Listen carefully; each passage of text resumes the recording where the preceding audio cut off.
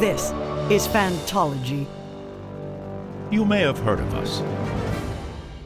5 days in, all three battlefronts, all three cities are still standing, so our heroes are doing okay, led by the efforts of our number one guy in the power rankings in day 5. It's going to be Adolin Kholin. He's popped up before. He's having an excellent book. Here in day 5, he has maybe the biggest hero moment of the day. That's why he's number one, when he breaks through the barricade, the little base that they've made out of the Soulcast bronze. Seems like Nezahim, the Aziz Shardbearer, is going to be killed by this tactic that Abadai and the Singers have come up with. Adolin not going to just accept this, and he ends up busting in. He kills a dire form and then uses its body to bash away everyone else, and probably one of the bloodiest Sanderson moments we've seen thus far. He saves Nezahim, and then Abadai retreats once again. This is becoming a little bit of a pattern. This single moment, other characters probably did more in day 5, but this single moment was by far the coolest thing that happened. Number 2, Renarin, for 3 reasons. 1, his control of the visions, and he was really the leader. Shallan had previously been the leader of the little crew, but in this day, in day 5, Renarin, especially in this Oath Pact vision, was the one who got things done. Number 2, he has been able to access some kind of new powers to his truth watching. It seems like, it seems like truth watching is a little bit of a catch-all here in the spiritual realm, where now he's able to see souls and he knows the words of the vision, and he's just a utility knife through all of these things that need to be done. So interesting. I don't know if I fully understand nearly as much as Windrunner Lashings, but okay. And then number 3, he's got a good romance with Rlain going, and it seems like it's going well. So good day for Renarin. Number 3, I'm going with Dalinar, kind of plus Navani. Maybe it's cheating to put 2 in here, but they both basically accomplish the same thing, which is advance through 2 visions and learn a lot. I think the primary things they learn are about the Heralds, about how the Oath Pact is formed. They learned that initially Odium, was the god that the humans worshipped, and then he turned against them, or is kind of a mutual betrayal of both sides, and now Honor is here helping to facilitate the Oath Pact. Doesn't maybe do as much as we previously would have expected, but a lot of learnings here, still a lot of unanswered questions, but very solid performance from both Dalinar and Navani. And now we've got the Honor Blade to advance through future visions, because they kind of need to speed things up a bit. They've got several thousands of years to get through and only 5 more days to do it. Number 4, Venli. Venli, welcome to the book. It's nice to see that she's kind of reestablished herself on the edge of the Shattered Plains, and the listeners have a nice little community here with the Chasm Fiends. Interesting to get some learnings about the Chasm Fiends and learn about this symbiotic relationship we've got here going now with the listeners. Very interesting. And then I really appreciate that Venli is not content with only this knowledge and is seeking out further information about why the Shattered Plains are so important, has a new quest, and we've learned now that previously there was a big city here. It was destroyed about the same time that the Oath Pact was abandoned. And something about another moon crashing down into the land here, and the shards of the moon being used, not the capital S shards, but the remnants of the moon not reacting well to surges. I know we're going to get more answers here, but it seems like, it almost seems like this whole thing was done unintentionally, because we didn't realize that the moon shards would react poorly. But yes, certainly we'll get more answers here, but I appreciate Venli's willingness to take upon this quest and make this interesting. Number 5, Sigzil. Fighting has begun in earnest here in the Shattered Plains. Not like a huge win or a huge loss here for Sigzil, but a lot of notable things. We take down a Thunderclast, although it does break through the walls of Narak 4, I believe, whichever one they're most willing to give up. So that doesn't seem great, but we're accepting that we're going to lose this already. We have a new brand of Fused, which is basically the Godskin duo from Elden Ring. These are the focused ones who first appear to be unkillable, but then Sigzil puts together 4 lashings and rams one right through, and so we can in fact kill these guys. And then Moash shows up through an Else Gate that I think this is the fulfillment of that scene we saw a while back with El and the Black Fisher, who requires some kind of price for this secret movement of troops. We don't know what that is. But anyway, we've got a problem brewing here at the edge of the battlefield with now a new group of enemies coming in. Shattered Plains fight, like, not looking good. Of all the fights, this one looks the worst right now. So we really need some help here somehow. So good thing Venli and the Chasm Fiends are on their way. And they said they won't fight, but they will. They will. Come on, for sure. Worst performers, number 1 is going to be Zael, who had a really crappy day. Seems like he's had several crappy days, being tortured here by Axenduith. Yeah, best guess on the pronunciation there. This is a Feruchemist who we saw show up in Venli's flashbacks in Rhythm of War. This was the one who first gave her Ulam, and I don't know what's going on here, but I guess she's part of the Ghostbloods because she also has Lift's chicken AVR, and we know that Mraize stole this back again in Rhythm of War. So hard to say what exactly is happening here, but we do know at least that it sucks for Zael. Number 2 bad day is going to Cultivation because it seems that her plan has failed. She was trying to get Taravangian to take up ODM and essentially paralyze himself, not being able to use the power on either side because of his emotional side and intellectual side. But no, in fact, every part of Taravangian has now unified together to say we are going to do ODM 110%, and Cultivation has failed. Number 3, Abadai the Monarch. Welcome to the bottom rankings for the 3rd time in 5 days. This is getting to be comical. Once again, your plan has failed. Adolin has bested you, and you are retreating. Why are you scary at all? This is lame. Number 4, Zabra, the plucky Azish girl that tries to join Adolin in his volunteer search. I mean, maybe she'll do something fun down the line, but so far we've seen her fail to prove that she's worthy of fighting in a spear line. So hopefully she's able to join up with May. And I mean, I guess it's not like a terrible day for her, but when we're searching for spots 4 and 5 in the bottom rankings, sometimes it's a bit of a stretch, and she didn't do great.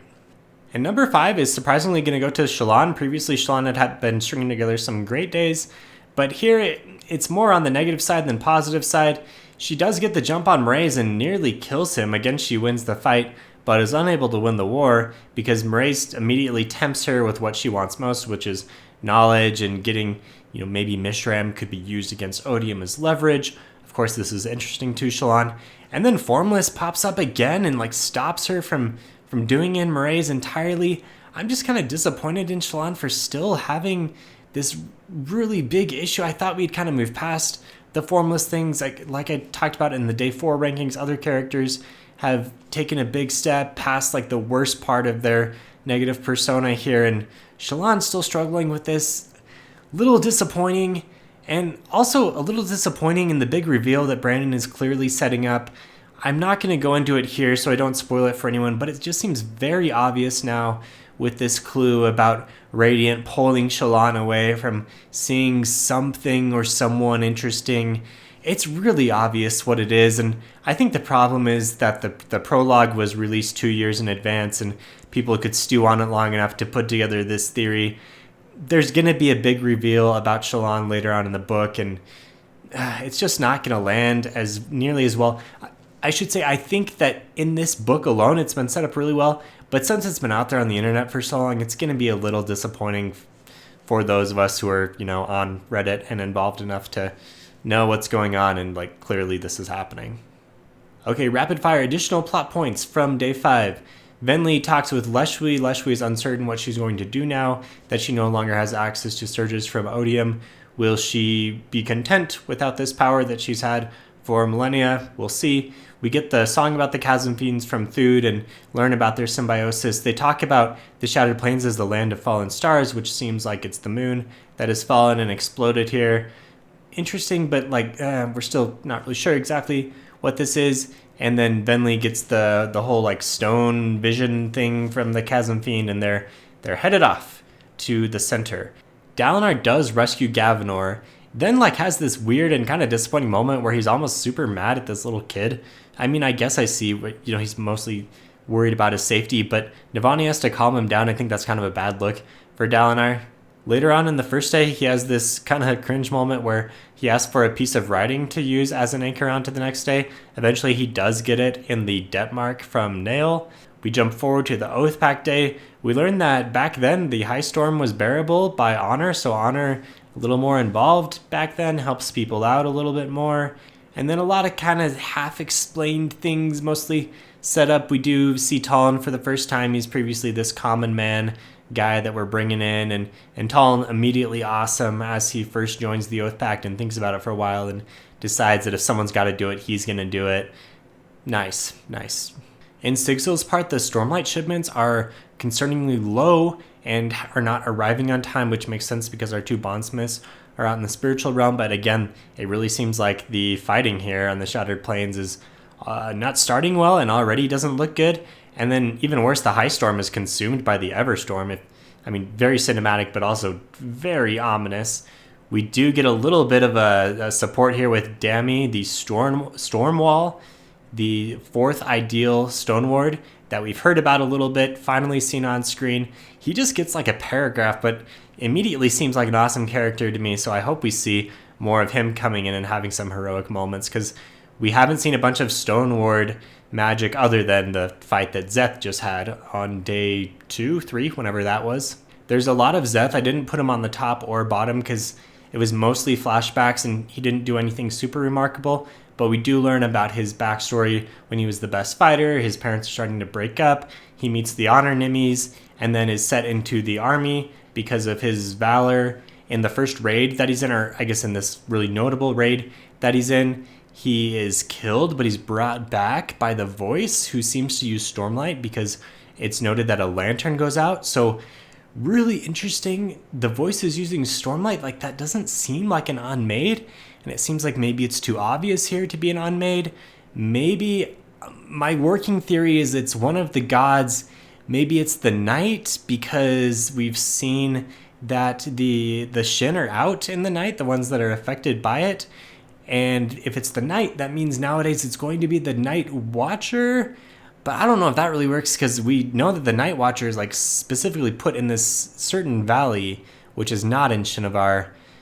I don't know. I feel like the pieces are there, but I'm not putting this together. But I really feel like it's not the unmade. I feel like it's too obvious to just be an unmade at this point. We're gonna get some kind of twist here from Brandon. Anyway, back in his backstories, he brutally puts back this invasion from Steen. He burns the ships. This is a little too far, and our leaders are not sure what to make of him.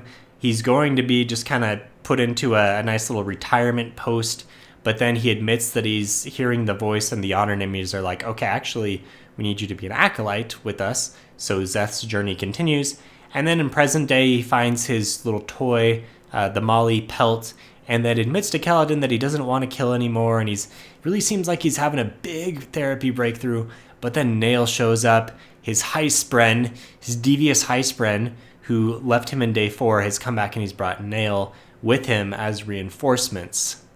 The only other notable thing with Adolin is after his big heroic charge, his bodyguard of sorts, Hamask, who he's noted, this weird Thaylen dude, they can't really understand each other, noted that he's always been there and he's with him on this really like risky, heroic, scary charge that no one else is there. Like, this seems too good to be true. I'm worried that this is a ghost blood or a traitor of some kind, and this could be pretty bad later on for Adolin, but Adolin's of course going to trust everyone. So, okay, let's monitor this. And then Nodum shows up and says he's not going to make any bonds, but he is here to help in whatever way he can. And so it seems like the Spren are maybe taking on a different way of being able to interact with the physical realm, as Nodum just pops in and is now going to be head scout. I'm not really sure how this is going to help, but he's here. We finally get a Yasna perspective. She's here in Thaylen City, thinking about how she's the first female general, and she's preparing the city once again for another invasion, and she's been here before. Kind of been here, done this, so Brandon needs to make this interesting in a different way, but no real action yet. We're still awaiting the arrival of the ships, which is going to be in a day or two, sometime soon. Only other notable thing about Shallan's part is, where is Yatil? Mraize's Bapsk, she should be showing up. I feel this also feels ominous. It feels like another missing thing that we should be seeing, and if she's not here, something's going on. Kaladin doesn't get much time here in day 5. He's frustrated by Szeth, but then he has this breakthrough where he realizes that Szeth is not himself. He's been trying to make these direct comparisons and make himself relatable, and it's not going perfectly, but then he realizes Szeth is Tien, and that kind of really opens the connection between them. And then right as this seems like it's working out, then of course Nail shows up, and now it seems like it's going to be harder. Final bit, there's a throwaway little line here where the Wind talks about, I think the Wind is talking to Navani and mentions that it is preparing its own champion in case Dalinar fails, and it seems like this could be Kaladin, so maybe part of Kaladin's quest here is to be the backup champion, and the Wind specifically mentions that this champion will protect the Spren, its children, so okay, maybe this is a hint at what's in store for Kaladin.